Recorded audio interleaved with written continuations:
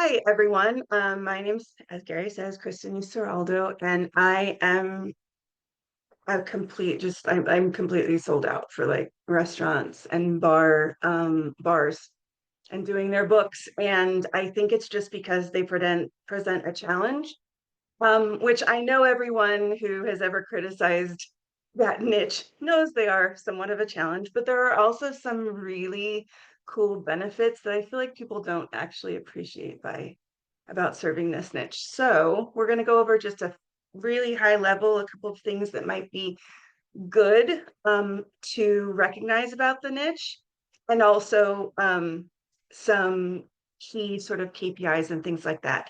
And just so you know, any future webinars that I do with Insightful Accountant, they're going to take some of the topics I touch on here and expand on them. So, and you will also have access to this slide deck as well as some other things at the end. So, let's talk about what makes a good client. So I feel like these two columns are sort of two sides of a continuum. Like, do they favor keeping things the status quo, or do they like change or things to be optimized? Do they want an expert, or do they want you to teach them to become an expert? Like that. So I'd just like to take a moment thinking about your work style. Where do you fall on some of these columns, on some of these lines? Do you lean more towards wanting clients that are inclined towards trust, or clients that are really want to dig deep in the analysis and question things and let you really dig in there? Lots of the same data or less but challenging data, that kind of thing. So just take a few moments during the beginning and just think about what makes a good client for you. Okay, so let's talk about the industry, their priorities for the industry, basically KPIs, the pitfalls that everyone knows, and just taking a little bit of a different take on those, and where I think the payoffs for this industry are. First of all, I like to talk to my restaurant clients as if the bookkeeper is keeping recipes about how they've run their business. And what I like to impress upon my clients is that if they are not involved with helping to make sure those recipes are written down like correctly, then they're not going to reap the benefits of being able to reproduce those recipes later. So they're iterating and improving things for nothing if they don't make sure that we get that stuff in a way where they can replicate it later. I think the biggest complication with restaurants is that they don't understand. They understand how valuable we are. They don't understand how valuable they are to the process and how much the process actually depends on their participation beyond just giving like documents on time. So we're going to get into that a little bit. But the industry is basically one of a culture that is completely speedy. We as accountants are very busy during tax season and all that stuff. Imagine if you had a tax season every Friday. That's what we're talking about. And imagine that although you could prepare for what was going to come in the door in general, you wouldn't necessarily know who you were serving and what they were going to order. You'd know your menu, right, of the services you provide, but you'd have to sort of imagine how things would go during your busy season based on prior busy seasons, but not being able to know which clients would walk through the door. And everything that happens in your everything that happens in your business does not happen at a desk. So it's just something to keep in mind that when we are talking to these clients, they hardly ever sit down, they're hardly ever in front of a computer. This niche has become so much easier to serve now that so many things are in the cloud and even more so as available by phone. But we as accountants need to understand that their culture is one of go, go, go, go, go, and usually only address things if it's an emergency and on fire. So that's part of where I think the frustration comes from serving this industry, is a disconnect between how we function as a business and how they are sort of forced to function best as a business. For them, they have a ton of data, like a ton. They've got this whole POS, they've got all this labor stuff, they've got all these regulations. And I know that we as accountants can kind of sympathize with that. There's a huge tax code that we all sort of have to know, but we don't know all the things, but we assume that someone's going to tell us if something sort of comes our way that that relates to us. That's kind of what they're dealing with in terms of their finances.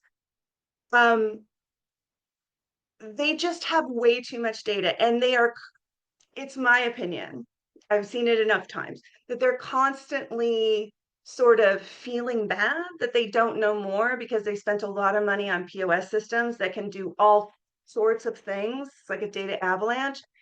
And there's this nagging feeling of like embarrassment or feeling bad that they're not optimizing it or using it correctly or to its fullest capacity. And part of our job is to help them focus on what's important.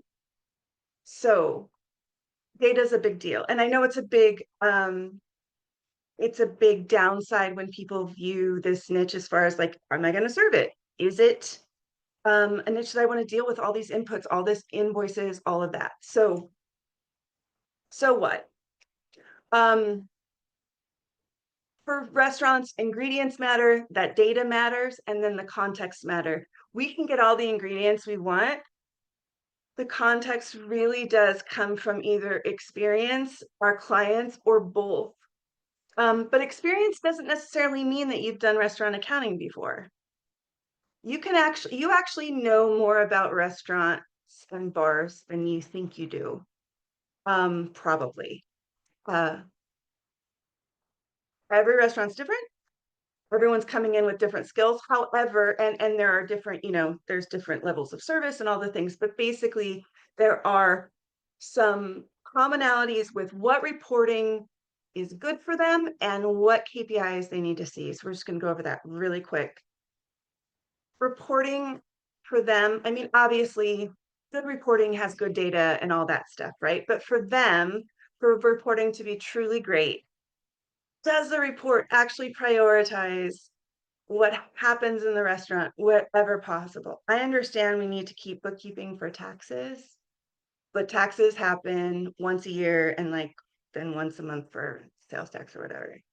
There is a lot that our restaurants could be using that they're actually probably keeping on the side in some like greasy computer in the kitchen office. If we can just make our general reporting a little bit more reflective of their reality, they will identify with it so much more. Ditto, if we can make the reporting clear, if we can use language that they actually understand, and if we can make it repeatable. In other words, are we constantly changing things, or are we reporting again and again on the same metrics so we can see things over time? Because that's something that really resonates with them. Their business, just like ours, is extremely cyclical. And part of what makes them successful is their ability to recognize patterns there, same as us. We have two sides of the same coin that can make like really great insights. We just have to find a way to communicate with them. So how do we do that? First of all, there's three things. There's three things they likely already know: cost of goods sold, cost of labor, and those two things together are prime cost. Why put those two things together for restaurants and bars? Because it allows you to compare between different restaurants who might have different levels of food. So their food costs might be higher, but their labor might be lower. Basically, or if you have a really bad month, like labor wise, but you're able to skinny down on some of your specials and save some in food costs. By looking at both together, you're able to see if the restaurant overall is healthy or was sort of able to accommodate a special situation in one or the other of these KPIs. These KPIs are by far usually the biggest expense. Sometimes rent can be up there, but usually it's these two KPIs that our restaurants biggest expense, up to 75%.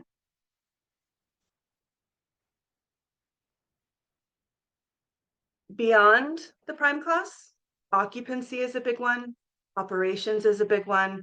And then I like to track a KPI that I don't know if I came up with it, but I don't remember where. I think I might have made it up. I don't know. It's probably out there somewhere, but I call it a hospitality net. And it's basically all the expenses through operations leaving off admin. Why? Because admin is something that managers can't really affect day to day. And it also doesn't have to do with the day to day running of the restaurant. It tends to be the categories in the admin section of a P&L tend to be related to things like, oh, they might have a huge advertising contract, or maybe they had a loan and there's like some of the interest expense. Perks for the owners, right? Like travel or research, professional fees, needing to pay corporate taxes. What I like to say is admin stuff is, or operation stuff is stuff that happens that's particular to a restaurant business, their restaurant business, whereas admin stuff tends to be the stuff that happens to any business. So by pulling that out, we can see how healthy a restaurant is doing given the parameters they have. We also want to keep an eye on managed costs, things that can be affected day to day versus unmanaged costs, things that can't, like maybe utilities, like stuff like that, rent, being able to see what can actually, we can actually move the needle on, and what just might be a function of like, hey, these are just bad sales because it's, January or whatever. The pitfalls. I'm sure you guys have heard some of the complaints about restaurants, but what we're not going to do is just say that's true of restaurants and move and just say like get over it and that's it. No, there's a reason why they're like that. Number one. Number two, I just like to put it out there that whenever you choose a niche or any client, you're not choosing problems versus no problems. You're choosing problem set A versus problem set B.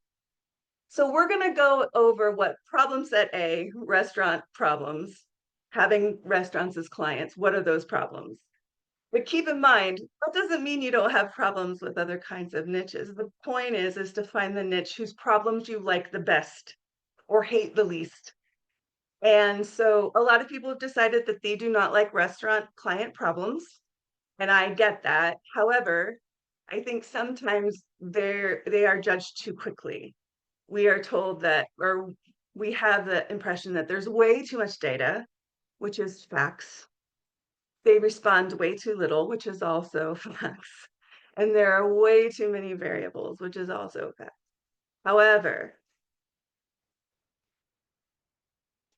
this is a situation where you're choosing your own adventure, right? So do you want the input avalanche, all the data, or do you want isolated pieces of data from mysterious places that have no context? But every business is sort of on that continuum. You may have a lot of data, but it's coming from predictable places, most of which you have access to. And you don't have to actually use it all. You can just choose which ones you want to use to say what you want to say to your clients. Do you, there's a myth, or not a myth, but a general feeling that they are kind of MIA. The owners are MIA, they don't respond, they're not responsive, all those kinds of things.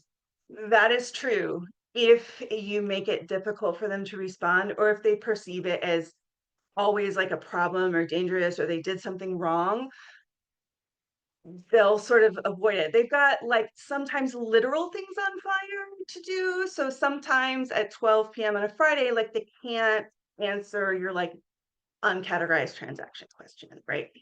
Especially if you won't let them do it on their phone. So there's that.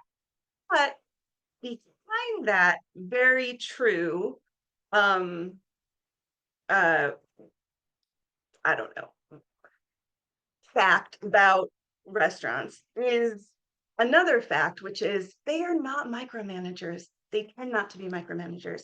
The restaurants I've worked with that had micromanaging sort of elements, it typically was because the restaurant had partners who weren't in restaurants, who were like in other businesses. They wanted to know all the things, they wanted to dive in all the things, and they were asking questions constantly. I love questions as much as the next person.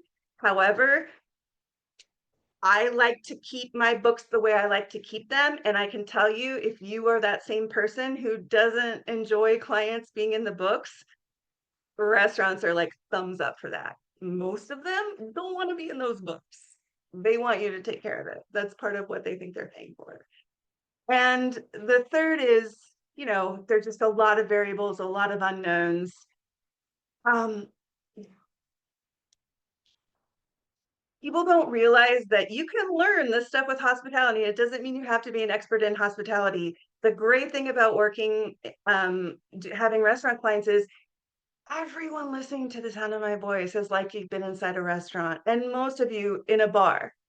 You have an experience with what that is like. You have an inbuilt understanding about parts of a restaurant client's business that you might not have about a software developer or whatever. In fact, chances are most of you have done time inside a restaurant or bar at some point, or have a close family member that has.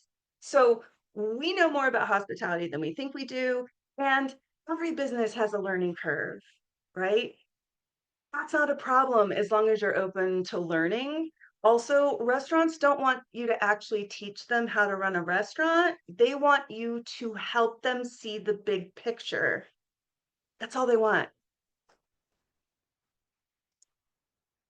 So the goal is that data avalanche, just try and keep it clean. That's our main directive as their accountants dealing with all the data. Just try and keep it clean, try and keep it organized. You don't have to touch every piece of data. Decide what's important along with your client and keep that clean. In addition,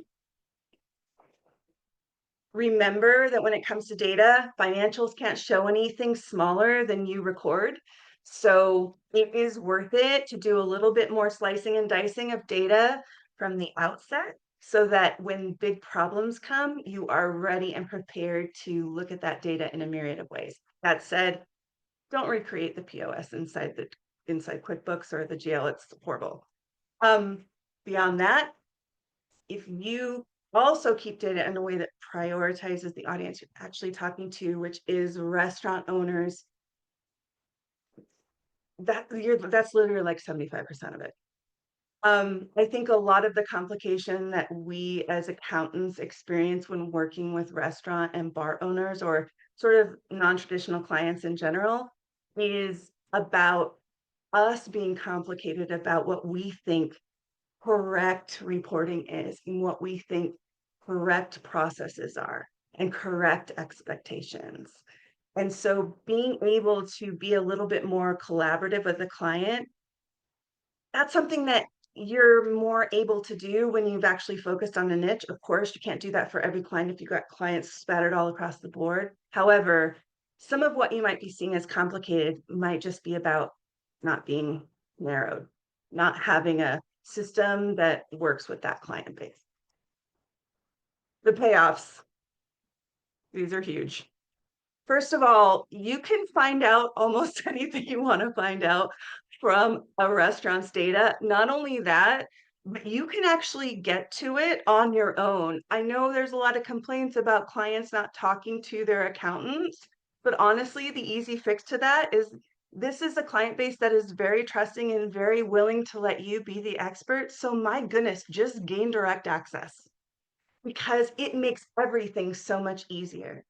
Um, you just have to embrace the fact that you are never that the reality that they deal with day to day is a moving target and things won't ever be perfect. However, this is an industry where you can truly move the needle.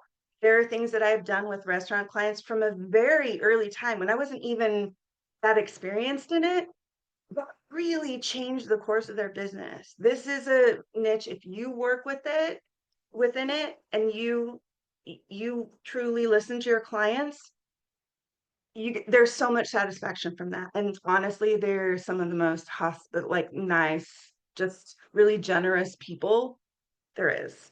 And you don't have to make up advisory from scratch. They'll tell you what they need. They're used to having their own bookkeepers who've been doing advisory since before advisory was even a thing. So there's a lot of opportunity there. Like I said, direct access to data most of the time. Sometimes you're going to find people who are like, no, they've been burned in the past. Maybe they've been stolen from and they don't want you to have all the access you need. And that might be a matter of just establishing some trust.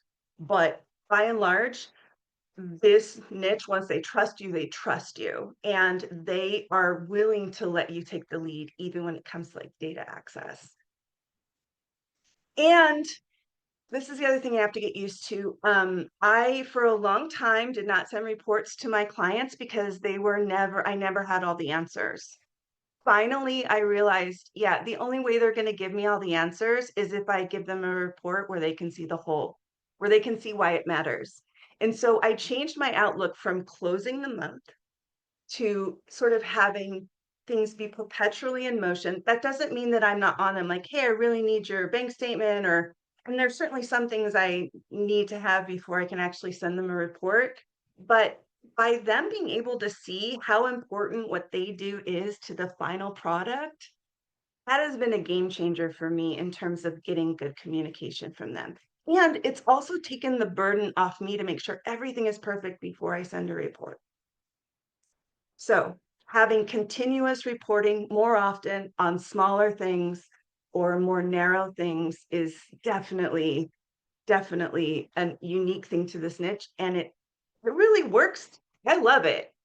Some people don't like it, but it is, I think, a benefit for this niche that you can just sort of be in perpetual collaboration mode. It's nice. So if nothing else, just remember they're busy and you are essential. They do not have time. Those two things are related. They do not have time to look at anything other than the immediate and then stress about the big things that are sort of amorphous.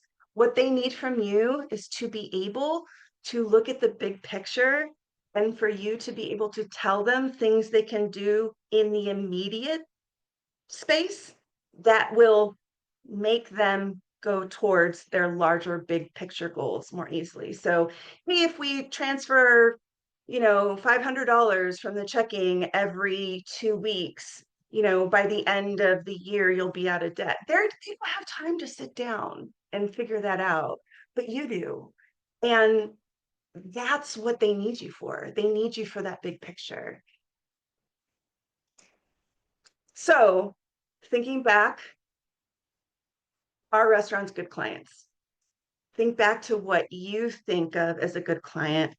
The highlighted ones are what restaurants tend to be. Of course, not everything applies all the time, but in my experience, particularly with independents who tend to be the people who don't have in-house bookkeepers and accountants, this tends to be how they are. They're inclined towards trust rather than inclined toward analysis.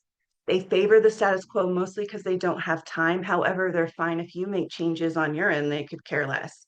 They want an expert. They don't want to become an expert unless most times if they want to become an expert, it usually is about money and fear about cost.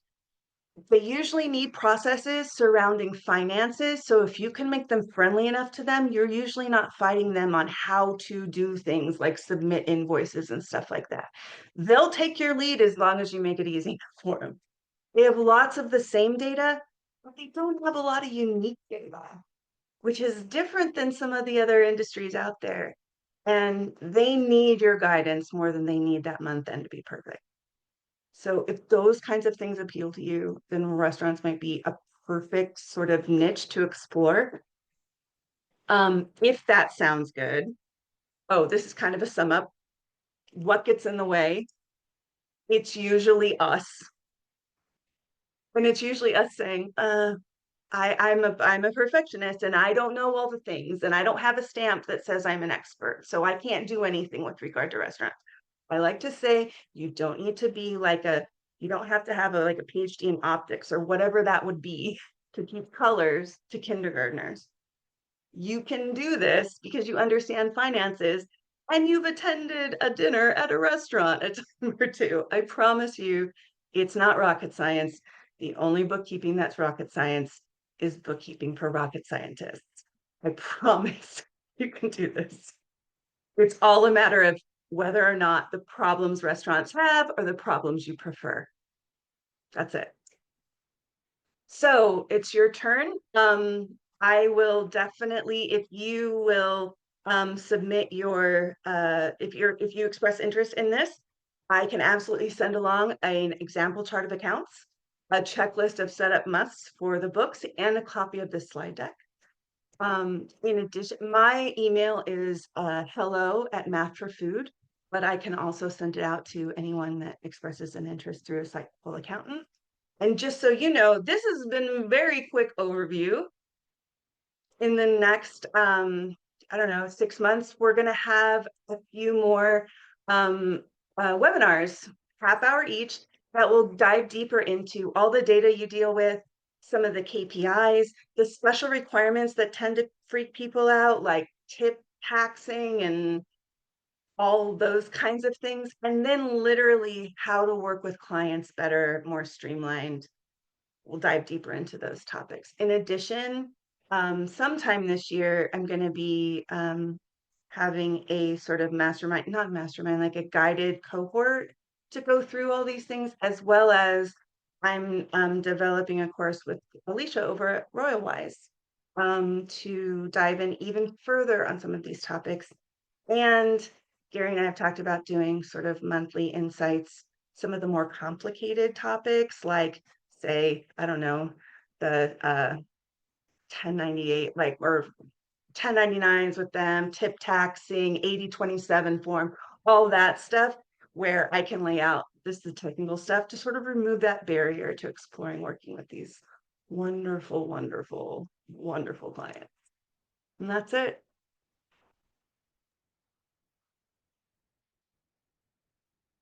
All right, I'll hop back in here for just a second before we wrap up. My AirPods died, so if I'm a little echoey or sound like I'm a little hollow, it's because I'm having to yell into my laptop speaker here.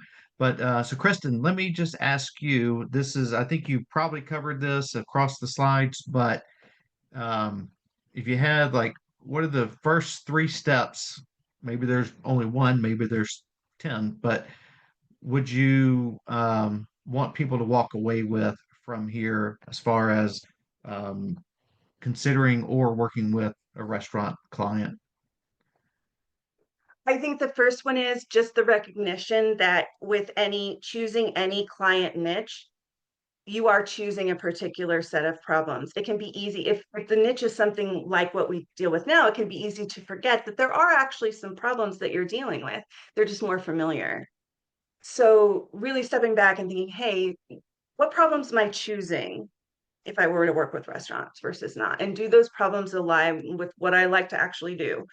Number two is like I said, kind of get over the idea like I'm not an expert, therefore I can't do anything. There are definitely tips and tricks that make it easier, but they're not super special. And number three is, oh, I didn't say this. Everyone's scared of this niche, which means there's a lot of opportunity. And frankly, to be honest with you, they're used to paying more for this. They've been paying more for this since before there were niche specialists. There were restaurant niche people before there were e-commerce niche people or any other kind of niche, really, except legal, nonprofit, and construction. They're one of the OG sort of niches. So they really are used to collaborating with accountants and paying more to have that sort of touchstone and to really work closely. So it can be really rewarding. That's what I want. Yeah, and that was one question I was about to ask you. So you already answered that. But so one more, and that is in your history in this space, is there like when you go into a new client, is there like, they all have this one problem, solve this one problem, and solve this one first, and then build into others. But is there one that typically is a recurring issue for this type of business? Yes. Well, a lot of them have bad books when I come in. There's usually something wrong with the safe count. There's usually something wrong with automation, all those things. But to a person, when I have walked in to work with a restaurant or a bar or even any kind of hospitality, I always ask them, what do you wish you knew about your business that you didn't know? And almost all of them say they never thought about it, that no one ever asked them. So there's a what they've all experienced is usually being intimidated by people in our industry. Not because we're trying to, but just because we're just as busy as they are. And there's a disconnect. We both have a lot of jargon. There's a disconnect. And there's just, if you can get over that intimidation factor with them, so loyal, like it's ridiculous. I have the first client I ever got on my own in 2008. I still have, they just, if it's not on fire, if it's not broke, if you're doing a good job for them, they'll stay and they appreciate it. They actually Yeah. appreciate it. Yeah, So and you're coming alongside of them with a set of eyes that are looking at their business completely differently than how they're looking at it, right? And so, exactly. And they're it, not offended by the fact that you see it differently. It's not, you don't get in a contest about who knows more about the business. They are there for your opinion. great. It's not a All right. competition with Well, them. So. all right. Well, I'm checking. I'm not seeing any other questions in here. So I think, well, actually, there's one new message. Let me just double check. There we go. All right. I think we are good to go. Kristen, thank you so much. There will be more information following up on the website and our newsletter, social medias, as we get this six-part series further baked. We'll use a little restaurant term there. But once we get that baked, we'll have that information sent out to you. So again, thank you very much, Kristen. We look forward to seeing the next iterations of this. And thank you all for taking 35, 48, or 40 minutes or Oh, so on a can Monday I say one afternoon. more thing real quick? We have a Always. Facebook group on, I'm not really into Facebook groups, but it works well for this. Restaurant Accounting Network. It was started by Stacy Byrne back in the day.